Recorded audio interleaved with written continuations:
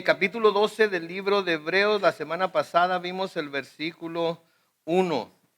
Y para ver de lo que se nos está hablando en el capítulo 12, tenemos que remontarnos y leerlo para agarrar el hilo de lo que se está diciendo.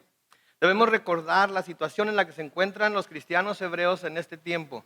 Una situación en la que están siendo perseguidos, una situación en la que están pasando por muchas aflicciones a causa de su fe, una situación en la que están siendo, avergonzados, se están burlando de ellos por creer en Jesús como el Mesías crucificado, muerto, sepultado. Aunque ellos hablan, estoy seguro, de la resurrección de Cristo, la gente que los escuchaba no lo aceptaba como tal, y sin duda, como lo hacen muchos hoy, dan un sinnúmero de pretextos y explicaciones de por qué Cristo no pudo haber muerto y de por qué los discípulos cometieron un gran fraude después de lo que ellos llamaban su resurrección y estaban embabucando a la gente, por así decirlo. Todo eso estaban sufriendo ellos. ¿Alguna vez hemos sufrido cosas como esas nosotros? Aflicción por nuestra fe, persecución por nuestra fe, que se rían de nosotros porque somos cristianos, que se rían de nosotros porque creemos en el Señor Jesucristo como el Señor y Salvador. Yo creo que si algunos de ustedes son como yo era, especialmente cuando era joven, había mucha vergüenza en identificarse. Cuando yo era joven, que hace algún tiempo ya, había mucha vergüenza en identificarse como cristiano. Le decían a uno aleluya, le daban carrilla porque no creía en todos los santos y todas las cosas, y era objeto de burla uno. Entonces como que se achicopalaba uno, como que no le gustaba mucho hablar de su fe. Ahora que estoy viejo, no importa lo que digan, ¿verdad? Que digan misa, como dice el dicho, ¿verdad? Yo creo en Jesucristo, Él es mi Señor, Él es mi Salvador, Él es mi Dios, a Él adoro, a Él le sirvo, con Él camino y un día Él me va a llevar al cielo, y por eso busco, con la ayuda del Espíritu Santo, seguirlo y serle fiel cada día de mi vida. Y el que no esté de acuerdo conmigo tiene toda la libertad de no estar de acuerdo conmigo, y yo tengo la obligación de respetar que no esté de acuerdo conmigo. Pero aun cuando no están de acuerdo conmigo, no están tratando de tomarme preso, ponerme en la prisión o sentenciarme a muerte por mi fe. Y eso es lo que muchos de ellos estaban enfrentando, ¿verdad? En el capítulo 11 se nos dio una lista de testigos, se les llama en el capítulo 12, versículo 1, que habían vivido por la fe en el mundo en el tiempo que a ellos les había tocado vivir, y por la fe hicieron grandes cosas. Su fe se manifestó de maneras asombrosas, en obediencia, en sacrificio, ¿sí? En sufrimiento, en ser despojados de sus cosas y hasta de su propia vida, ¿verdad? Y por eso en el capítulo 12 y el versículo 1 comienza con estas palabras, noten ahí: por lo tanto, también nosotros, contándose el escritor de la carta juntamente con los cristianos hebreos, que tenemos tan grande nube de testigos a nuestro alrededor, liberémonos de todo peso y del pecado que nos asedia, y corramos con paciencia la carrera que tenemos por delante. Esas fueron las exhortaciones que vimos la semana pasada, esa gran nube de testigos. Vimos cómo se nos llama a liberarnos del peso, cosas que no necesariamente son malas, pero que estorban para nuestro crecimiento espiritual, del pecado que nos asedia, que definitivamente es un daño para nuestra vida espiritual y que definitivamente nos aleja de Dios, que definitivamente hace que la relación entre nosotros y Dios sea truncada hasta cierto punto, hasta que llegamos al reconocimiento de nuestro pecado, nos arrepentimos, pedimos perdón, y Él es fiel y justo y nos perdona de todos nuestros pecados y nos limpia de toda maldad. Y luego nos llama a que corramos con paciencia la carrera que tenemos por delante. Todo cristiano que esté vivo aquí hoy, ¿cuántos cristianos están vivos aquí hoy? Ok, que parece que todos. Uno que otro no se oyó. Pero a ver, ¿cuántos cristianos están vivos aquí hoy? Ok, entonces todos y cada uno de nosotros tenemos una carrera por delante, ¿verdad? El arranque ya se dio, ya vamos corriendo esa carrera, y tenemos que buscar terminar esa carrera, y tenemos que buscar llegar a la meta, que es ¿qué? El cielo. Esa es nuestra meta, mis hermanos. No la hagan más alcanzable al hacerlo algo que podemos alcanzar aquí en la tierra, háganlo inalcanzable, porque entonces si es inalcanzable, de la única manera que la vamos a alcanzar es por el poder y la gracia, el amor, la misericordia de nuestro Señor Jesucristo y en el Espíritu Santo. Es algo inalcanzable sin Él. Entonces hoy, al llegar al versículo 2, recordamos esos 4 principios que estudiamos la semana pasada y ahora le vamos a agregar más todavía. Porque acuérdense, aquí en el capítulo 2 empieza la enseñanza práctica del escritor de la carta y les empieza a decir a los hebreos cómo es que ellos pueden en un momento dado, a pesar de lo que están viviendo, a pesar de lo que están sufriendo, a pesar de todo lo que está cayendo sobre ellos, pueden vivir una vida cristiana, podríamos llamarla victoriosa. Entonces vimos los primeros 4 principios la semana pasada, pero hoy tenemos otros 4 en el versículo 2. Vamos a leer todo el versículo y luego vamos a repasarlo uno por uno. Noten lo que dice en el versículo 2. Fijemos la mirada en Jesús, el autor y consumador de la fe, quien por el gozo que le esperaba sufrió la cruz y menospreció el oprobio y se sentó a la derecha del trono de Dios. Entonces ahí está la secuencia. Ahí está lo que Jesucristo vino a hacer. Ahí está su misión completa en este versículo solo, en estos 4 principios que vamos a ver. Entonces, después de habernos dicho y hablado de los testigos, después de habernos dicho que nos despojemos o nos liberemos de todo peso y de todo pecado, después de habernos dicho que tenemos que correr nuestra carrera con fe, ahora nos dice, lo próximo que tenemos que hacer es fijar la mirada en Jesús. Fijar la mirada en Jesús. Muy importante, fijar la mirada. ¿Sí? Cuando los que corren carreras, 100 metros, por ejemplo, 200 metros, cuando inclusive corren maratón, una de las cosas que tienen en su mente, una de las cosas que visualizan siempre es el final de la carrera, es el llegar a la meta. Ahora, los que tienen carreras cortas pueden ver la meta ahí. Y parece ser que los que están compitiendo con ellos no existen. Parece ser que el público que está alrededor viéndolos no existe. Parece ser que los jueces que van a estar calificando su manera de correr no existen. Lo único que existe son ellos, la línea en donde los han puesto para correr y la meta. Y no van a quitar la vista de esa meta hasta que lleguen al final de ella y van a buscar por todos los medios posibles ser ellos los primeros que llegan. Ahora nosotros no podemos ser primeros, ¿verdad? En este caso. ¿Por qué? Porque Cristo fue el primero. ¿Verdad? Cristo fue el primero. Y luego mucha otra gente se nos ha adelantado.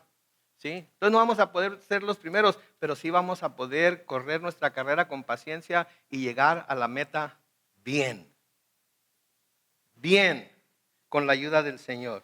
Entonces lo primero que nos dice ahí es fijemos la mirada en Jesús. Fijemos la mirada en Él solamente. Y tenemos que preguntarnos de qué nos está hablando aquí. Porque es muy fácil fijar la mirada en la meta y no ver para la izquierda ni para la derecha y mantenernos como flecha corriendo tan rápido como podamos y no darnos cuenta de nada de lo que está pasando a nuestro alrededor y pensamos que eso de alguna manera nos va a mantener en la línea en la que tenemos que estar y nada nos va a estorbar. Pero sabemos que esto no es una carrera corta, sabemos que esto es un maratón, ¿verdad? Y sabemos que en un maratón, tarde o temprano, gente empieza a meterse en medio de uno, gente empieza a codearlo a uno, gente empieza a tratar de estorbarle a uno para poder llegar a la meta. ¿Qué quiere decir entonces que fijemos la mirada en Cristo? Yo creo que esto consiste en 2 partes, 2 cosas a las que debemos prestar atención. Primero, es muy importante que veamos que al decir que fijemos la mirada en Jesús, se nos está haciendo un llamado primero a ver a Jesús como nuestro ejemplo. A ver a Jesús como nuestro ejemplo. A ver su vida como el ejemplo de la vida que nosotros debemos vivir. A ver sus obras como ejemplo de las obras que nosotros debemos llevar a cabo. Porque acuérdense que el Señor Jesucristo les dijo a sus discípulos que las obras que Él hacía y mayores todavía iban a poder hacer ellos, ¿no es cierto? Pero no se van a poder esas obras estando así como los caballos cuando les ponen las cosas esas a los lados, para que no vean para ningún lado, para que no sean distraídos. no van a poder ver esas oportunidades de hacer esas obras, no van a poder hacer todo lo que hizo Jesús. ¿Sí? Entonces, lo primero es que debemos de ver la vida de Jesús como un ejemplo para nuestra vida. Tenemos que verlo a Él como la persona a la que debemos imitar. Tenemos que buscar hacer las cosas que Él hizo. Tenemos que buscar andar como Él anduvo. Tenemos que buscar amar como Él amó. Tenemos que buscar servir como Él sirvió. Tenemos que buscar dar como Él dio. Debemos de ver su vida como la muestra de lo que nuestra vida como cristiano debe ser, mientras Él viene por nosotros para llevarnos a nuestra morada eterna, que está ¿dónde? ¿Cuántos se quieren ir al cielo hoy? Yo me quiero ir al cielo hoy. Yo me quiero ir al cielo hoy. Le pido a Dios que antes de que demos el último amén aquí en este lugar, ¡pum!, todos aparezcamos en su presencia. Entonces es a donde vamos. Pero mientras llegamos a esa morada eterna, tenemos que ver a Cristo de nuevo como muestra de lo que nuestra vida como cristianos debe ser hasta que ese día venga. Puede ser que no sea hoy, ¿verdad? Eso me dice que el resto del día de hoy y luego el día de mañana y luego el que sigue y luego el que sigue, si el Señor no me lleva a su presencia o se lleva a su iglesia, voy a tener que buscar vivir cada uno de esos días modelando o imitando la vida de Jesús. De hecho, Él nos llama a hacer eso. Él nos llama a hacer eso en diferentes porciones de la Escritura. En Mateo capítulo 11, en los versículos 29 y 30, noten lo que dice el Señor Jesucristo.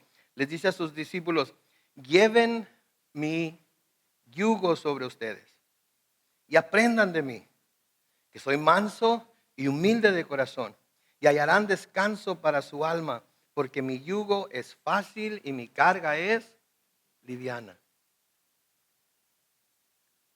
Noten lo que el Señor Jesucristo nos está diciendo aquí. Seguirlo a Él implica llevar un yugo. ¿Saben lo que es un yugo, verdad?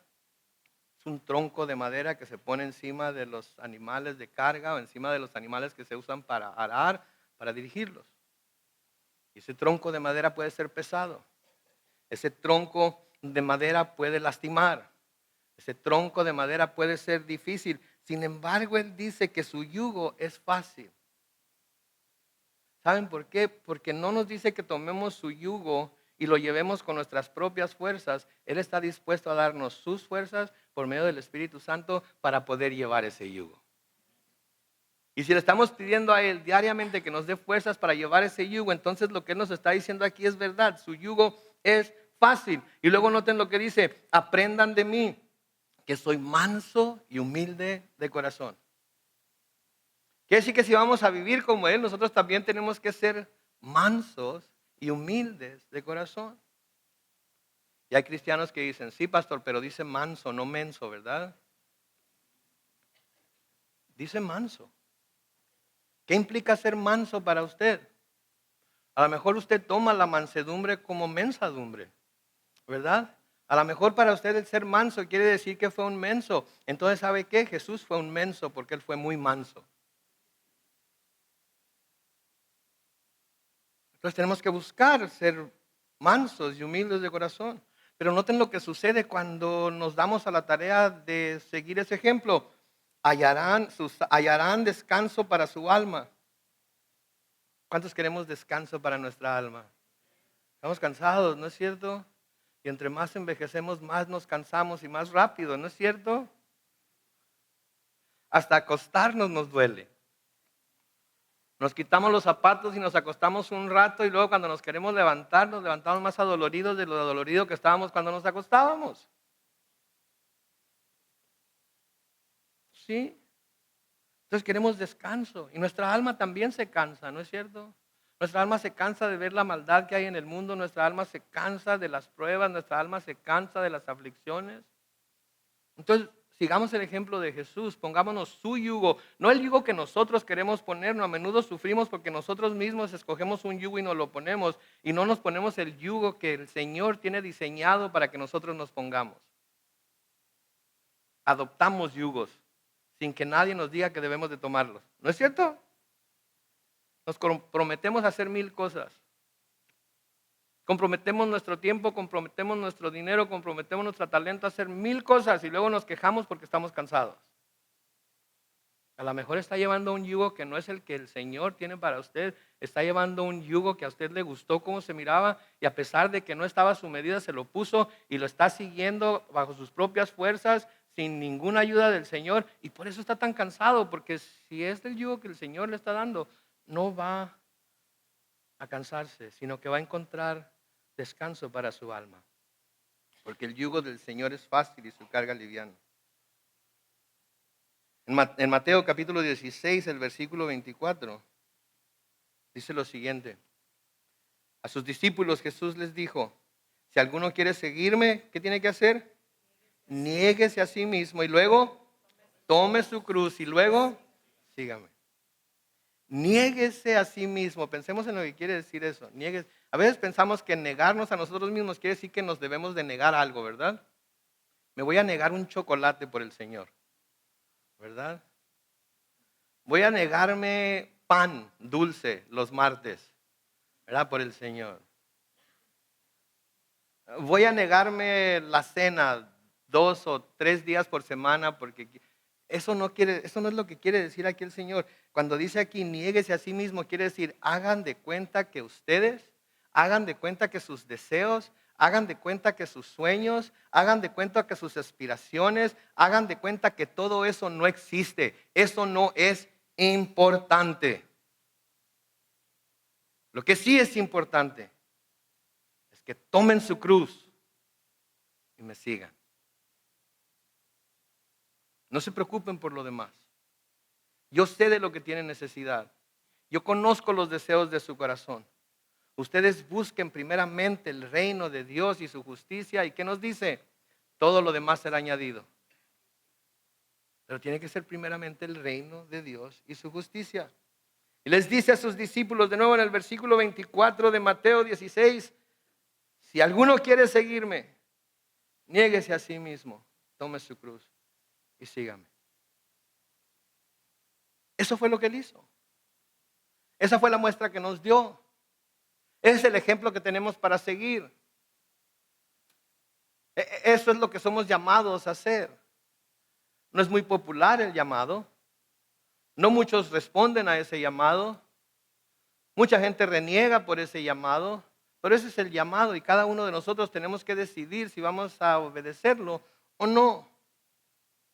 Jesús nos llama a servir como Él sirvió. Jesús nos llama a hacer los unos por los otros lo que Él hizo por sus discípulos. Porque esa es la muestra que nos dio. En Juan capítulo 13, los versículos 12 al 15, dice, después de lavarles los pies, Jesús tomó su manto. ¿A quién les lavó los pies? Sus discípulos. Volvió a la mesa y les dijo, ¿saben lo que he hecho con ustedes? Versículo 13, ustedes me llaman maestro y señor y dicen bien, ¿por qué lo soy? Pues si yo, el Señor y el Maestro, les he lavado los pies, también ustedes deben lavarse los pies unos a otros. Noten el versículo 15. Porque les he puesto el ejemplo para que lo mismo que yo he hecho con ustedes, también ustedes lo hagan. ¿Alguna vez le han lavado los pies? No, y no estoy diciendo de ir a que le hagan un pedicure. Estoy diciendo que llegue del trabajo, llegue de ir a caminar en una caminata y alguien lo siente en una silla y ponga un balde con agua, una tina con agua y le diga, quítate los zapatos, te voy a lavar los pies. Es una de las cosas más humillantes que puede existir.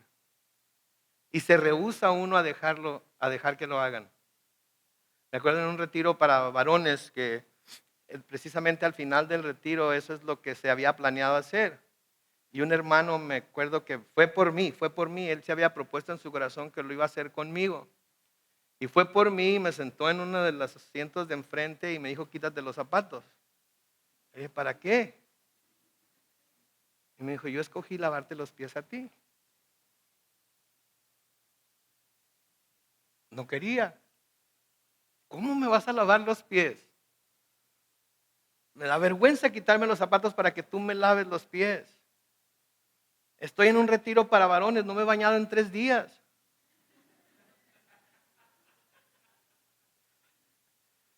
He jugado básquet, tenis, he corrido, he andado en la tierra y todavía traigo los mismos calcetines que cuando llegué.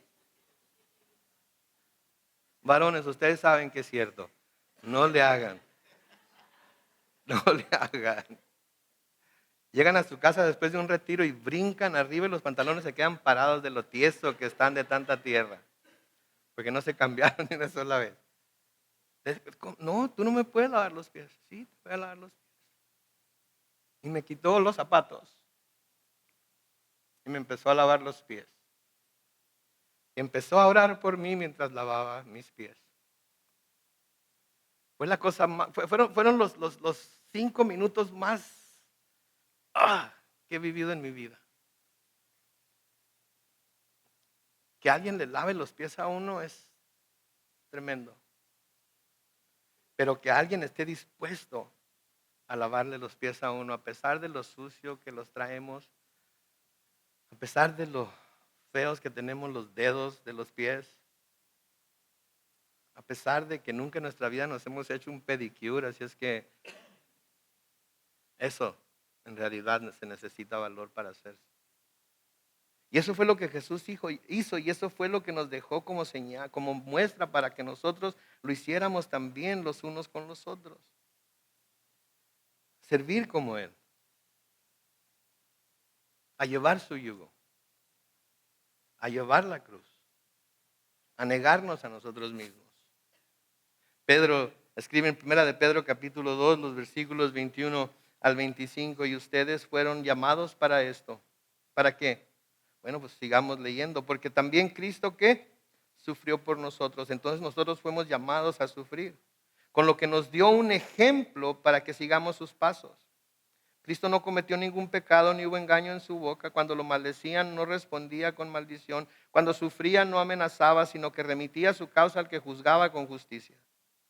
Él mismo llevó en su cuerpo nuestros pecados al madero para que nosotros, muertos ya al pecado, vivamos para la justicia. Por sus heridas fueron ustedes sanados, porque ustedes eran como ovejas descarriadas, pero ahora se han vuelto, al pastor que cuida de sus vidas.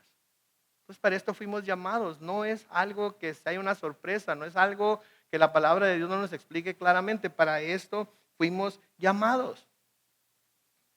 Para servir como Jesús sirvió, para amar como Jesús amó, para dar como Jesús dio. Y si fuera necesario, para morir como Él murió.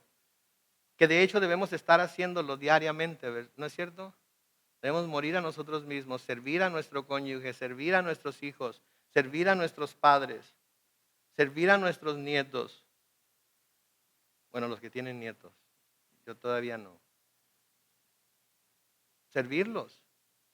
Servir a nuestros abuelos si los tenemos.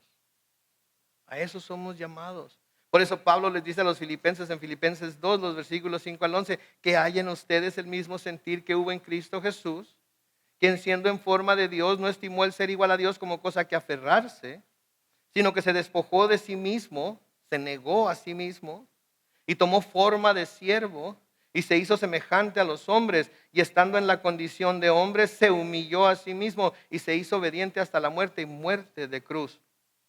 Por lo cual Dios también lo exaltó hasta lo sumo y le dio un nombre que es sobre todo nombre, para que en el nombre de Jesús se doble toda rodilla de los que están en los cielos y en la tierra y debajo de la tierra, y toda lengua confiese que Jesús es el Señor, para gloria de Dios el Padre. ¿En dónde está eso? En el cielo. Lo exaltó hasta lo sumo. A través de su humillación vino su exaltación. ¿Queremos ser exaltados? Tenemos que estar dispuestos a ser humillados también. ¿Queremos exaltación? Tenemos que estar dispuestos a sufrir humillación también. Pero a la carne no le gusta la humillación. A la carne lo que le gusta es la exaltación. Es que la pongan primero. ¿Sí? Es que la pongan como lo más importante. Ahora, si no vemos esta primera parte del versículo de fijar nuestra mirada en Cristo de esta manera, si no la vemos de esta manera, de que tenemos que seguir su ejemplo, de que tenemos que caminar en sus pisadas, de que tenemos que seguirlo a Él y imitarlo a Él, entonces podemos caer en el error de que como cristianos lo único que tenemos que hacer es encerrarnos en nuestras prácticas religiosas, es encerrarnos en nuestra burbuja y solo soportar un poco más hasta que venga el Señor por nosotros y todo va a estar bien. Pues ese es un error, porque no nos ha dejado Dios aquí en la tierra para que vivamos en una burbuja. No nos ha dejado Dios aquí en la tierra para que este sea nuestro lugar seguro y nada más aquí expresemos nuestra fe y nada más aquí vivamos nuestra fe delante de cristianos, delante de los cuales es muy fácil vivir nuestra fe. Es muy fácil alzar las manos dentro de este lugar, es muy fácil usar las manos para adorar al Señor dentro de este lugar. Es muy fácil gritar amén y decir aleluya en este lugar, pero no somos llamados a hacer todas esas cosas nada más en este lugar. Somos llamados a hacer todas esas cosas y más afuera de este lugar. Para que el mundo sepa, para que el mundo conozca a aquel que nos ha salvado a nosotros. Mis hermanos, mientras el Señor viene hay trabajo que hacer. No para ganarnos la salvación, no para ganarnos el favor de Dios. El favor de Dios ya lo tenemos y ya nos lo mostró en la persona de su Hijo Jesucristo, sino porque somos salvos. El segundo aspecto de fijar la mirada en Jesús también es importante.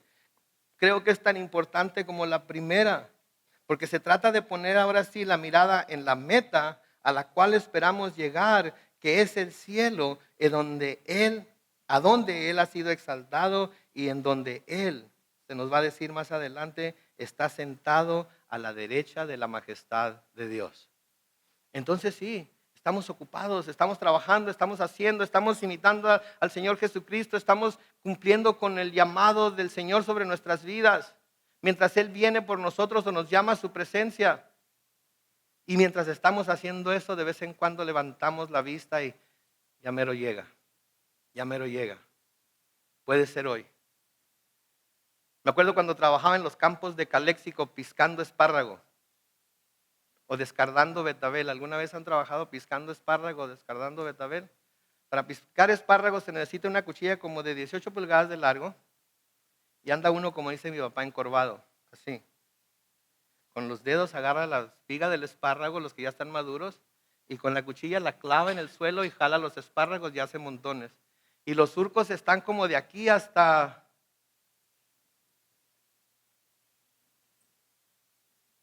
Parece esta Ensenada. Lejísimos. Y me acuerdo que empezábamos un surco y agachados. Completábamos un manojo y levantábamos la vista. Y a seguirle dando. Levantábamos otro manojo y levantábamos la vista. Viendo qué tanto nos faltaba para llegar al final del surco, porque cuando llegáramos al final del surco íbamos a poder tomar agua, íbamos a poder levantarnos, íbamos a poder estirarnos, íbamos a poder descansar un poco antes de que el mayordomo nos dijera: ¡hey! Todavía hay mucho espárrago por piscar. Y así es como debemos vivir nuestra vida cristiana, trabajando en la obra que Dios nos ha dado a cada uno de nosotros hacer, de vez en cuando levantando la vista y diciendo: ahí vienen un montón de nubes, puede ser que en esa nube venga. Esperando. Estamos cansados del trabajo, ¿no es cierto? Estamos cansados de ayudar, estamos cansados de apoyar, estamos cansados de soportar. No se desesperen. Ahí viene. Ahí viene. Y vamos a poder descansar. En la segunda parte del versículo 2, noten que nombra a Jesucristo como el autor y consumador de nuestra fe. Esto es algo muy importante que debemos saber acerca de Jesús. Él es el autor y el consumador de la fe. Cuando hablamos de que alguien es el autor, estamos hablando de aquel quien lo hizo, de aquel quien lo escribió, de aquel quien lo llevó a cabo, lo comenzó. Pero Él no solamente lo comenzó, no solamente es el autor, sino que es el consumador de nuestra fe. Y yo creo que por eso los profetas llamaban a Jesucristo, especialmente el profeta Isaías, lo llamaba que el alfa, el omega, el principio y el fin. Porque con Él empieza todo.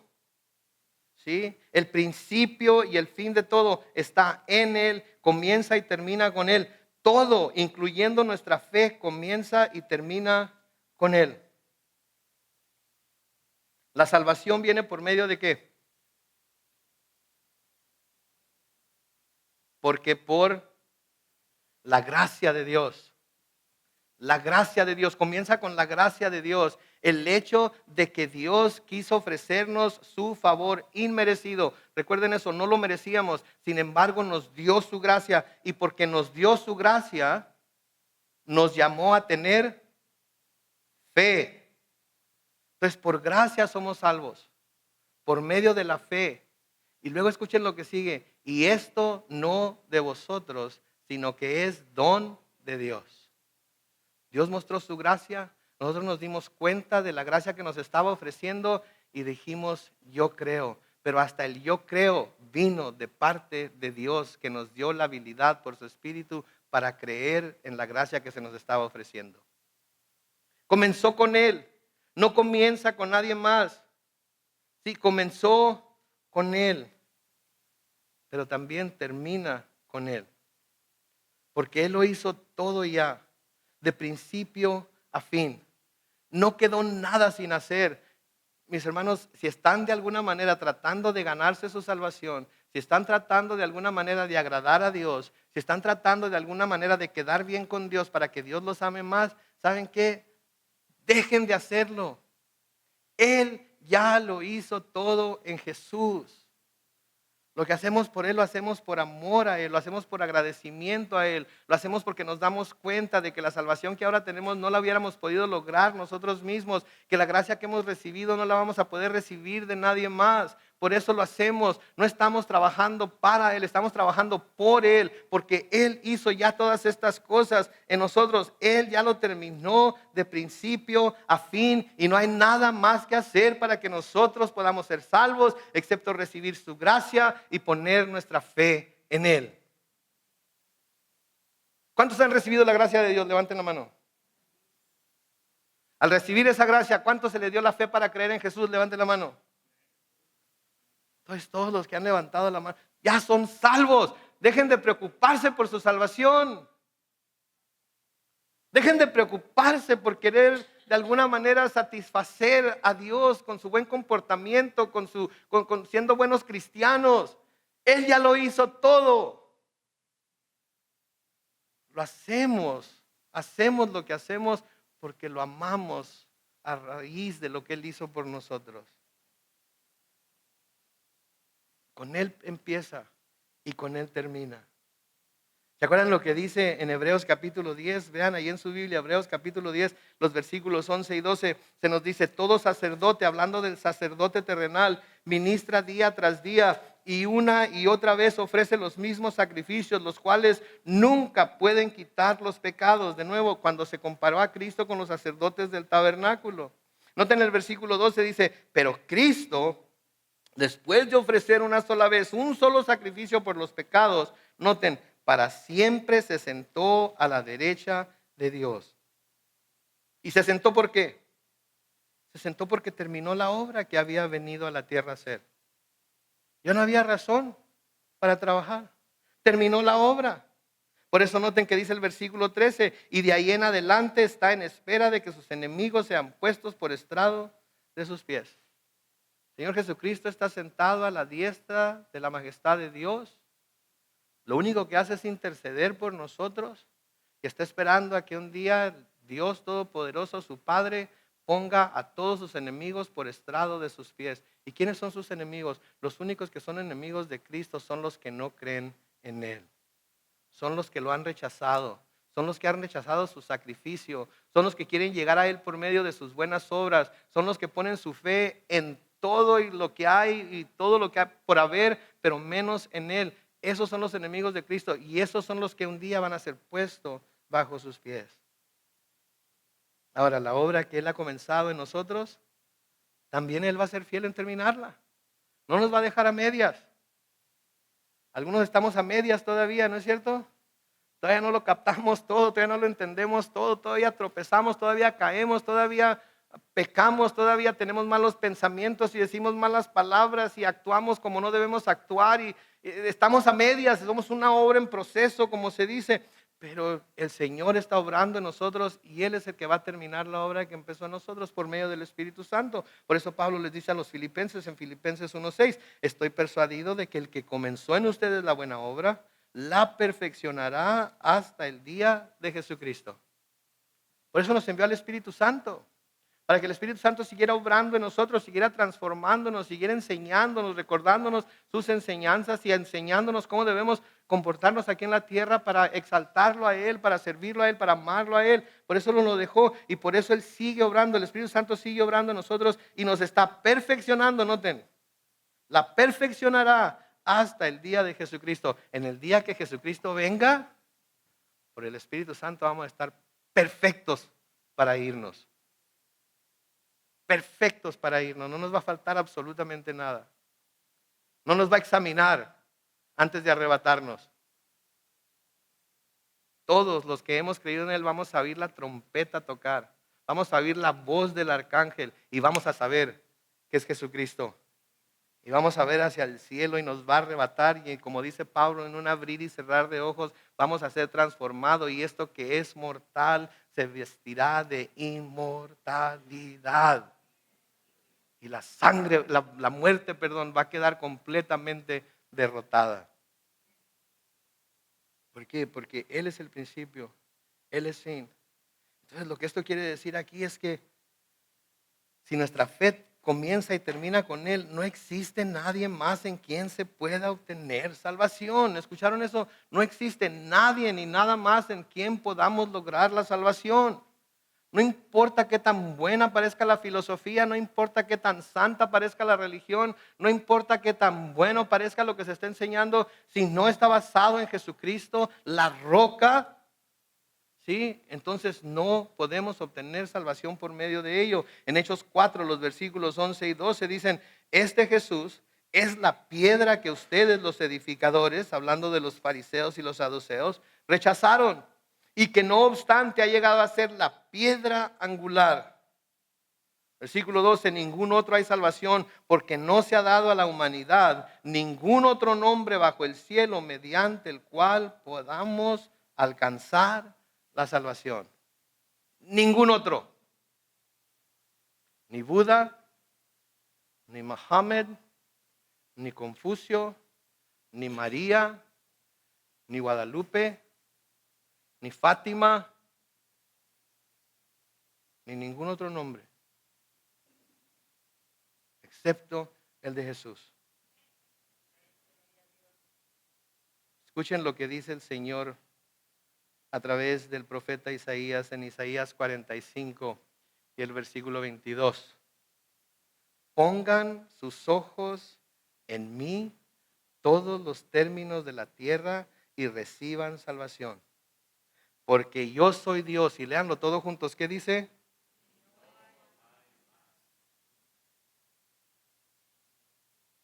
Noten, el autor a los hebreos nos está diciendo que pongamos nuestra vista en quién, que fijemos nuestra vista en quién. Y Dios está diciendo, pongan la vista en mí. Mis hermanos, ¿quién era Jesús? Él era Dios. Él es Dios. La segunda persona de la Trinidad que compone a nuestro solo Dios. Él es el único que salva. No hay nadie más. Él es el principio y Él es el fin de nuestra fe. Noten lo que sigue diciendo el versículo 2 ahí. Que por el gozo que le esperaba sufrió la cruz y menospreció el oprobio. ¿Cuál era el gozo? ¿Cuál era el gozo? Iba a ser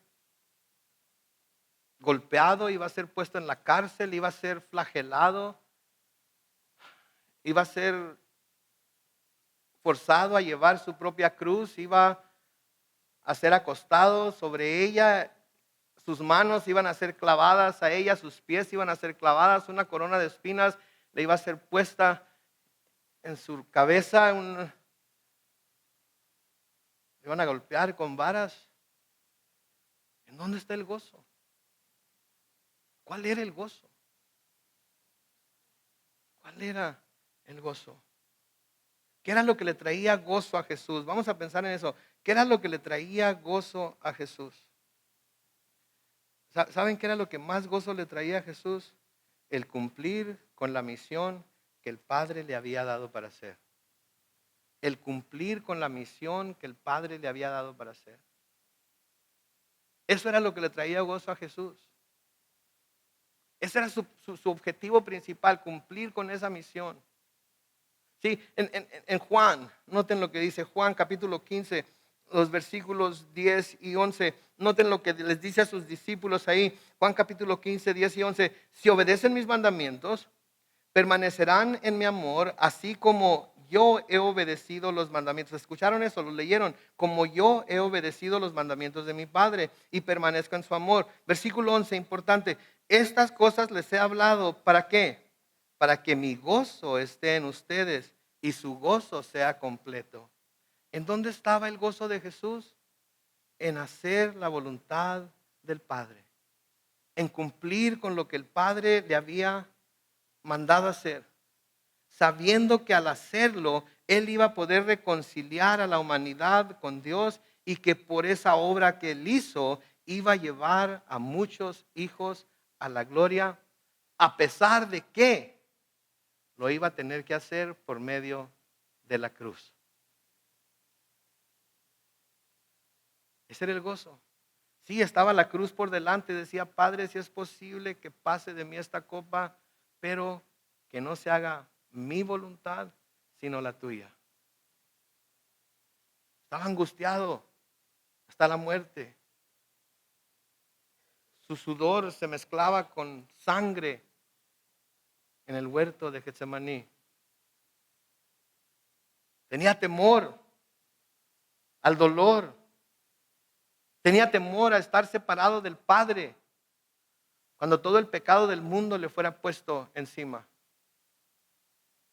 Pero sabía que después de cumplir con la voluntad del Padre iba a haber sumo gozo.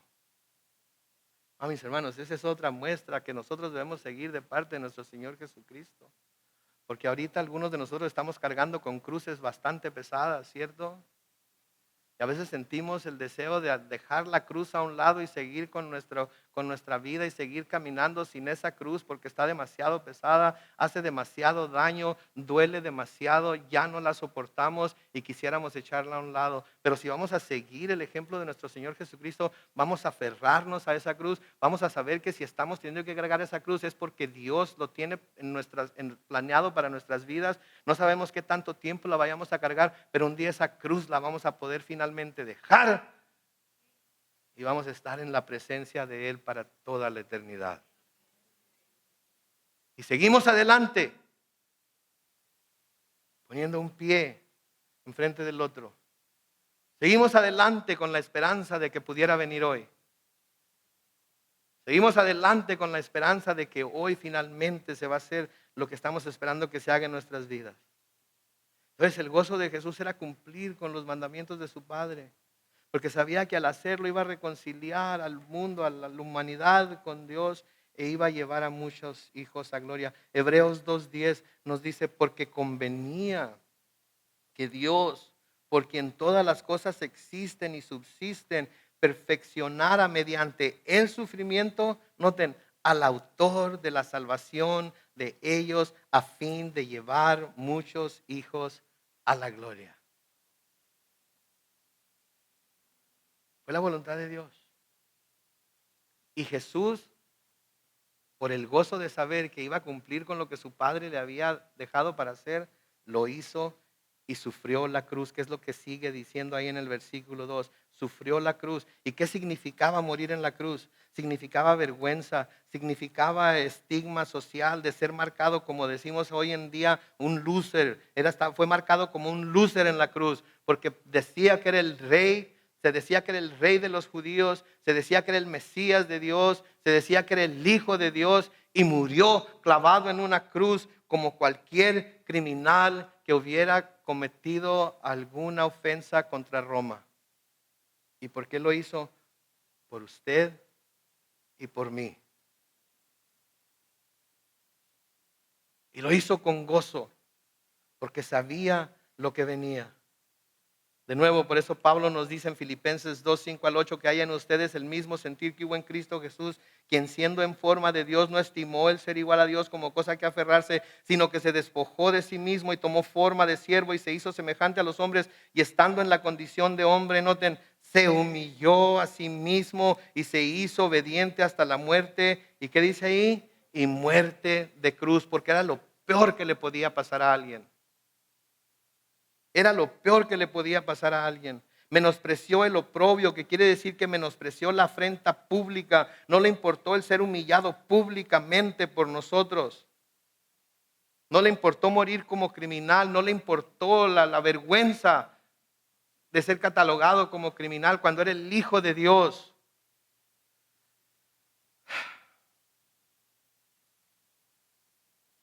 Ahora, todas estas cosas que pasó Jesús se están convirtiendo en un problema para los cristianos hebreos. Por causa de su reconocimiento de Cristo como su Mesías, como está sucediendo con algunos cristianos en nuestros días, como pudiera suceder con nosotros como cristianos. Están sufriendo el oprobio de Cristo, están sufriendo la vergüenza de Cristo, están sufriendo por cómo mataron a su Salvador. Y el escritor les está diciendo, miren, fíjense en lo que Cristo tuvo que pasar, pero ¿saben en dónde está ahorita? Está en el cielo. La última parte del versículo 2 dice, y se sentó a la derecha del trono de Dios. Le está diciendo, fíjense todo lo que sufrió Jesús, fíjense por todo lo que tuvo que pasar, fíjense todo el dolor que tuvo que experimentar, fíjense el rechazo que tuvo que recibir, fíjense cómo lo desecharon como si fuera un criminal, fíjense todo lo que sufrió por ustedes. Pero ¿cuál es el resultado? Que fue exaltado hasta lo sumo, que ahora está sentado a la derecha del trono de Dios. Y de nuevo, ¿en dónde está el trono de Dios? En el cielo.